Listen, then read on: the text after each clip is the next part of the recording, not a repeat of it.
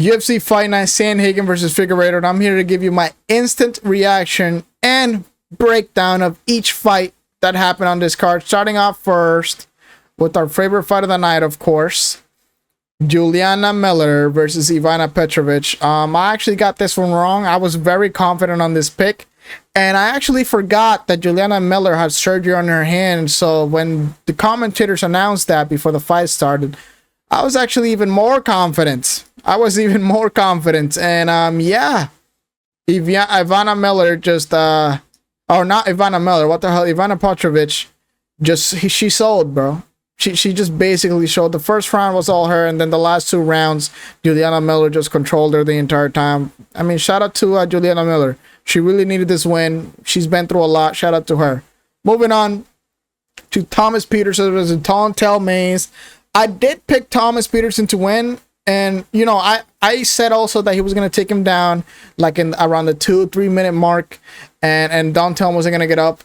But he actually he took him down. I'm pretty sure it was the second and third round. He basically took him down from the start of the round. I didn't expect him to dominate like he did, but yeah, good fight. Thomas Peterson, I thought he was gonna be on the feet a lot more, but no, he just took it to the ground. Like, and Don'Tale Mayes didn't, you know, in the first two rounds he was trying to get up, but in the first round he did try to get up. The second round, you know, he wanted to get up, but he couldn't. And then, you know, the third round, he was like, okay, you took me down. I'm just going to stay here and I'm going to call it a day, dude. But yeah, good fight by Thomas Peterson. It was a good scrap. Moving on to Quan Lee versus Gante Bolanos. I mean, look, man, I didn't think Quan Lee was going to submit Bolanos.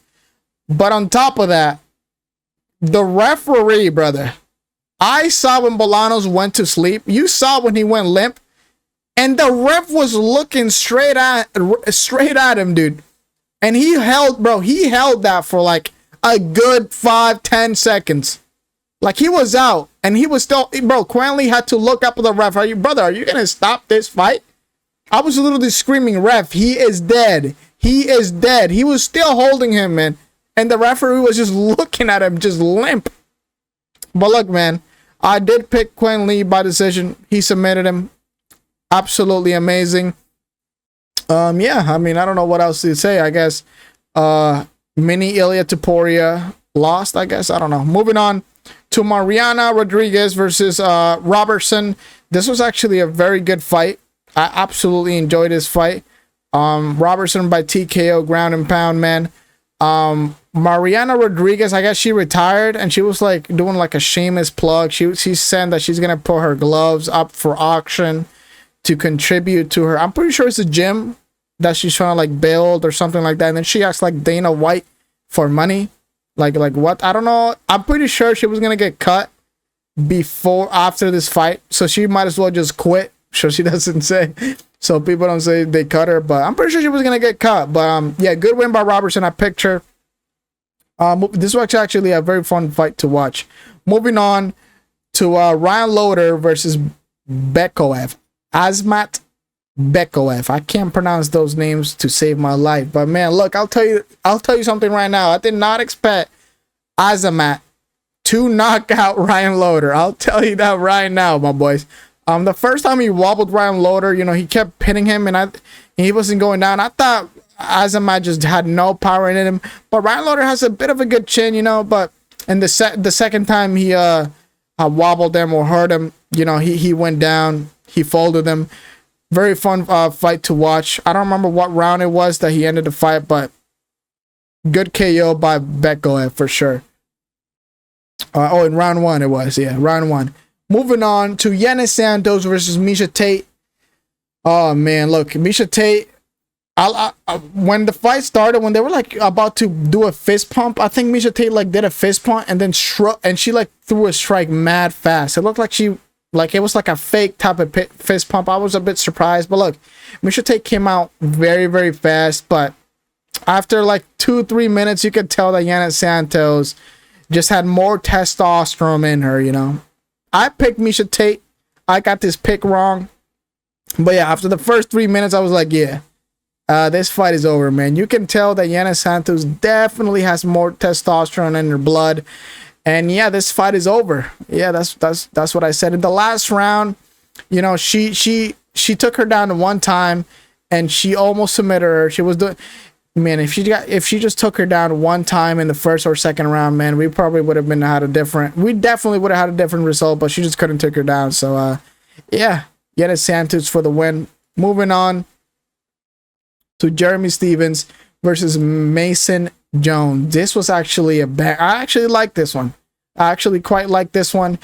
Mason Jones, I don't know if he had like he was like overconfident on the feet, so Jeremy Stephens showed him what's up and he busted up Mason Jones, man. The first 2 rounds were just a scrap, and then in the third round Mason Jones just wanted to play it safe, and I'm not even mad at it for him because he was getting pieced up on the feet.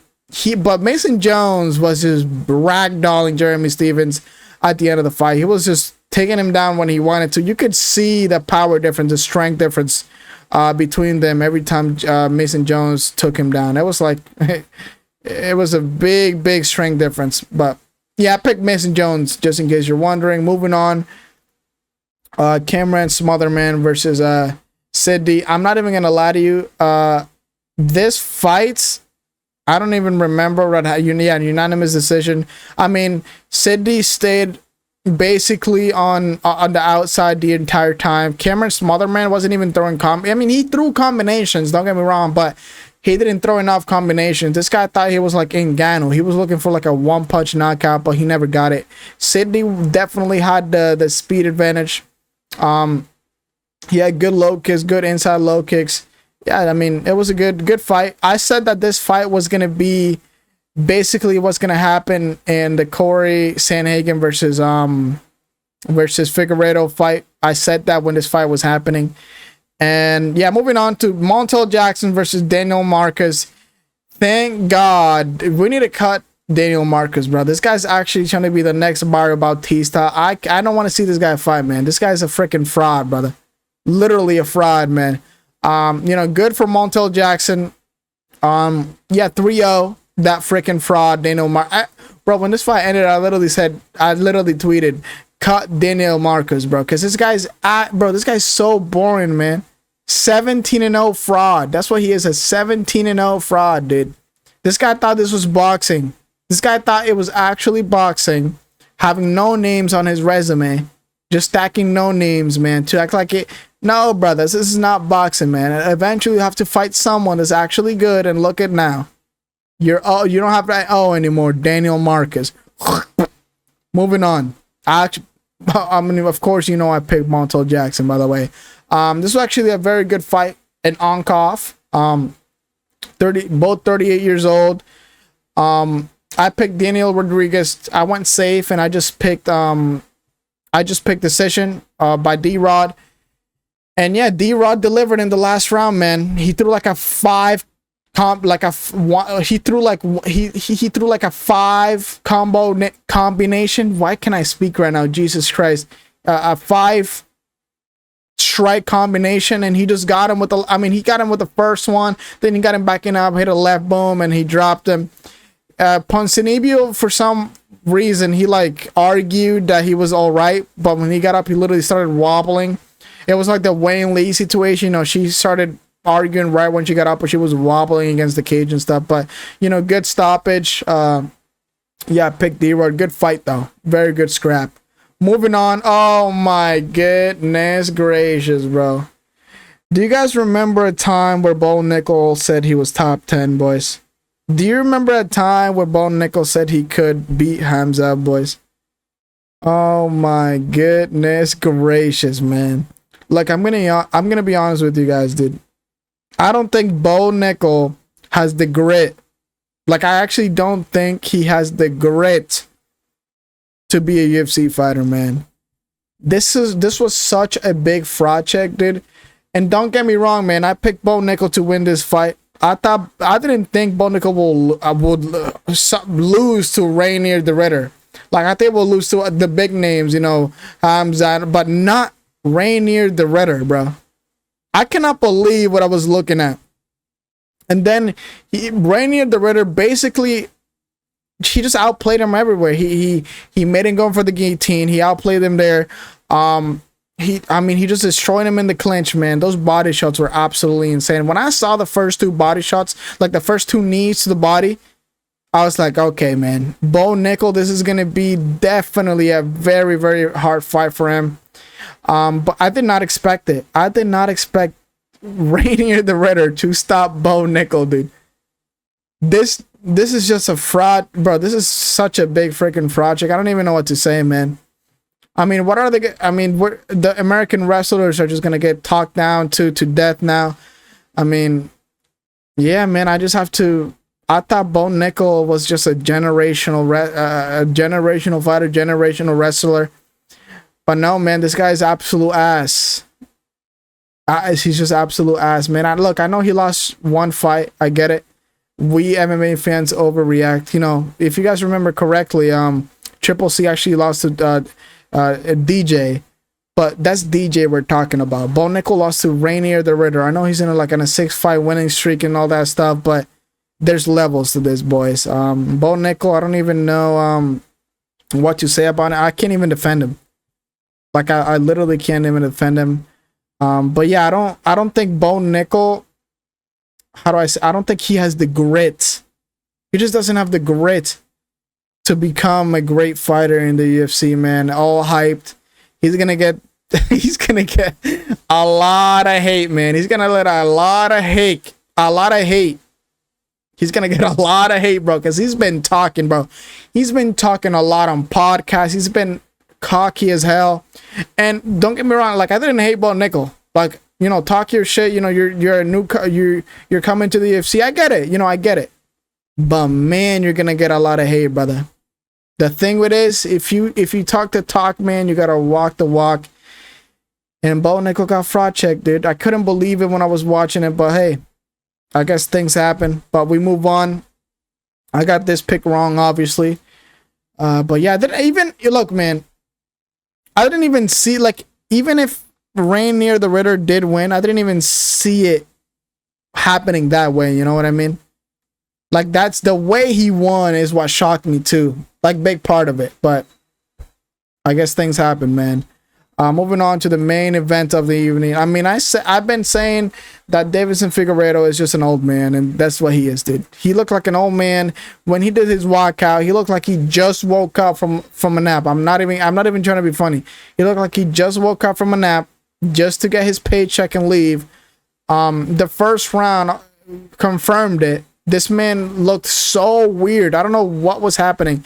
When he went to the stool after the first round, like, his face looked like it was like Leon Edwards, you know. It's like you know how Leon Edwards always has his face after he loses a round. You know it's over. Yeah, that's the phase Deiveson Figueiredo had after the first round. I mean, yeah, Corey Sandhagen basically controlled the entire fight. There was a lot of mistakes by Figueiredo. He was getting reversed. He got reversed a few times. I mean, it was just kind of a crazy fight. The scrambles were kind of good. I absolutely love the scrambles. But yeah, man, Corey Sandhagen just showed a different level tonight against Deiveson Figueiredo. I'm pretty sure it was like, I almost gave it like a. I'm pretty sure when I was watching it live, I didn't dismiss the possibility that was a 10-8 in the first round. But you know, it was 10-9. It was a 10-9. It was a 10-9. But I was like, you know what, bro? There might be a 10-8, bro. It might be a 10-8. You know, there's so many freaking ground and pounds, dude. Pause. But yeah, round two. Yeah, for some reason Deiveson Figueiredo just wanted to get that heel hook so freaking bad, and then Corey Sandhagen tried to try it too, and every time they just got reversed. Whoever tried the high hook always ended up on bottom position on their backs. But yeah, man, Corey Sandhagen, and but you know, it was kind of unfortunate the way the fight ended. You know, his knee, like, I think it like popped or something. I don't know what happened. Yeah, I don't know if something broke, but it looked like one of the ligaments pulled or like something popped though, because you could see it on the replay how it popped. But yeah, man, I thought this fight was gonna go a decision, 5 rounds. I thought Corey Sandhagen was just gonna stay outside the entire time and just pop him with the jabs and all that stuff. But you know, a TKO KO. I mean, you know, I'll take it, I guess. Corey Sandhagen, I think he needs maybe one more fight for him to get a title shot. He begged for a title shot in the in the after he won the fight on the microphone, but who knows? I don't know what's next as of right now. But yeah, man, that was the entire card for Sandhagen versus Figueiredo. This was definitely worse than the last fight night. I enjoyed the Ian Pratis versus Pratis one. I really didn't have that much fun on this card. I'm not gonna lie to you. But the good news is, boys, we get UFC 315 next, and that's a huge fight for us MMA fans because we know what's at stake. We know what's at stake at UFC 315, boys. If JDM wins, we get JDM versus Islam Makhachev for sure. Like, we know that for sure, okay? But if Bilal wins, then Islam Makhachev is just going to stay at 155 and probably fight Ilya and Arman Sarukian. So, you know, it's a big fight coming up. I cannot wait, man. But yeah, make sure you guys leave a like, hit that sub button. I want to hit 500 subscribers by the end of this year. I would appreciate it, man. Also, make sure to be there for UFC 315, man. Make sure to be there, bro. I'll be waiting for you. I'm going to be your full fight companion. I always stream from the prelims, even from the early prelims to the main card. So make sure you be there. But yeah, with that being said, I'll see everyone very, very soon. Goodbye.